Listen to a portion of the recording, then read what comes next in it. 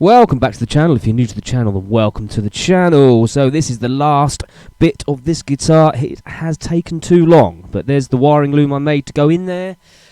Let's get this thing done. I was quite nervous about it because I know it's going to be fiddly. There's no access panels on this, but here we go. So, first pickup in and ready to go. These are Jim Root signature pickups. I believe they're passive, not active. So, getting the first volume in was not too difficult at all because you can get your little finger under there, you can squeeze it in, not a problemo. I went ahead and just bolted all these in one by one. Really not done this before, so it was a bit what should I say, frustrating, if you like. Obviously got the earth coming through there, ready to attach to the tailpiece as well. Very, very gingerly doing up the nuts. One slip and that paintwork would be ruined. And I've had a nightmare with this paintwork, I can tell you. Anyway, the jack socket was the trickiest thing. So what I did is I threaded a guitar string through there, tied it to the jack socket, and then pulled it on through. And this surprisingly actually worked first time. I was really, really chuffed with this, and at this point I have not sworn or anything, which is really great. Had to be very careful not to scratch the paintwork. In hindsight, I would probably use a piece of string next time. Doing up the jack socket is another issue because it spins around, so if you just sort of jam a screwdriver in there, you can kind of hold it tight, and then again gingerly doing up that nut as not to scratch anything. And that worked just a treat, so I was really chuffed with that. And then final ones going in. Now, the toggle switch didn't fit the hole. I did buy new parts for this build. I was trying to use the old parts, but it got messy, so I just bought all new pots and wires and everything and just did it all brand new. But the thread was a little bit bigger than the holes, so I just very, very carefully went round with a round file and just cleaned it up. Also, there's a build-up of paint in there from the layers and layers of paint and lacquer that's gone on, so it's probably more that anyway. But that was okay. That went in pretty easy. The hardest one was this last tone pot, and I used a piece of string, which would have been better on the jack socket actually. So I just used a piece of string, put it through the groove on the top of the pot, and then put some tape over it, which held it all in place, and then just pulled it on through, and this worked perfectly. So this is how I would do the jack socket in future, yeah, for sure. And I still haven't sworn or anything, so I'm really chuffed. This whole process took me about an hour, so it wasn't too bad at all. I tried to keep the wiring as neat as possible, but things do get wrapped around the wires, obviously. So just a bit of care, and then you've got it. And then you can see it just pulls on through. Just enough room to get my little finger underneath the pot, just to help it along. And there it is.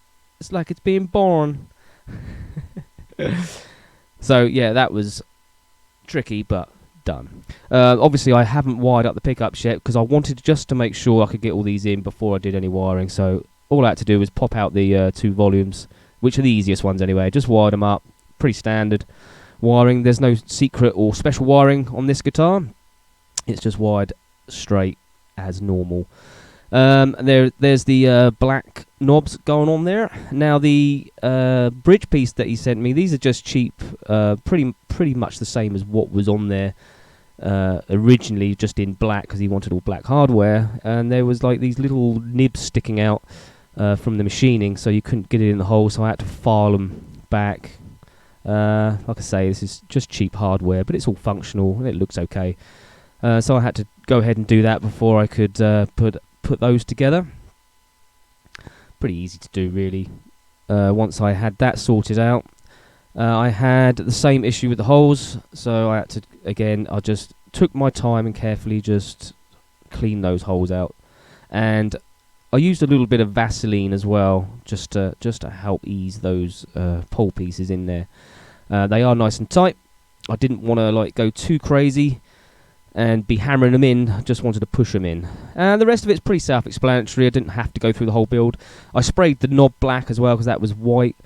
And there it is, all strung up and ready to go. The tuners that are on it are just cheapos again. They're okay, they're functional. In black, of course. And I did buy a graphite nut. That's a black graphite nut I put on there as well. And there it is, all done and dusted.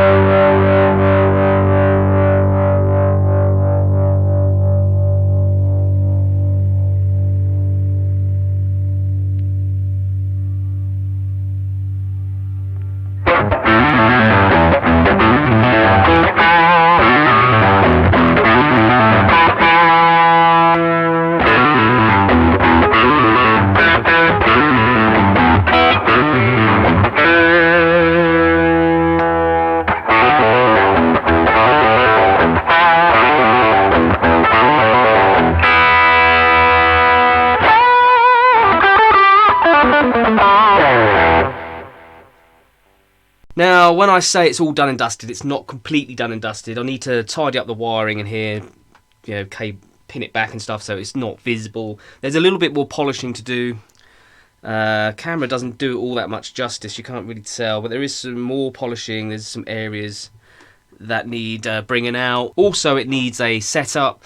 It hasn't had any strings on it for a year, so I'm just leaving it to settle in a bit, and then I'll do truss rod adjustment and do a proper intonation and everything else. Although the intonation I did roughly, it's okay. So I'm just going to play with it for a little while. I'm going to do the polishing and everything before I hand it over.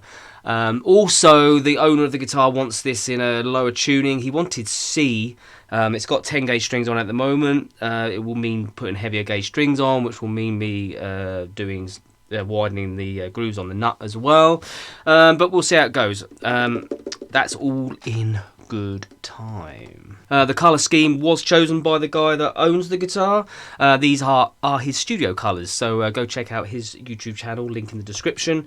So hopefully he will be happy with that. The crackle effect was done adding heat to the paint as it was drying, which I think come out pretty nice actually. I like it anyway, and I'm pretty sure the owner will like it too when he gets his hands on it. So anyway, that concludes this series. It has taken too long. It's been over a year actually, but I did have some problems along the way, but I think it's come out pretty decent.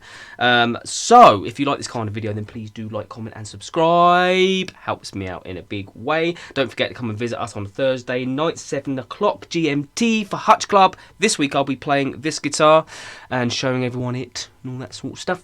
And don't forget to visit my charity Guitars for All, where we give guitars to people in need. I don't think there's much more left to say, except peace. Until next time. Cue the jingle. 1, 2, 3, 4. If you like my YouTube show, hit like and comment and get involved. If you dig my vibe, then hit subscribe and never miss an episode of my YouTube show.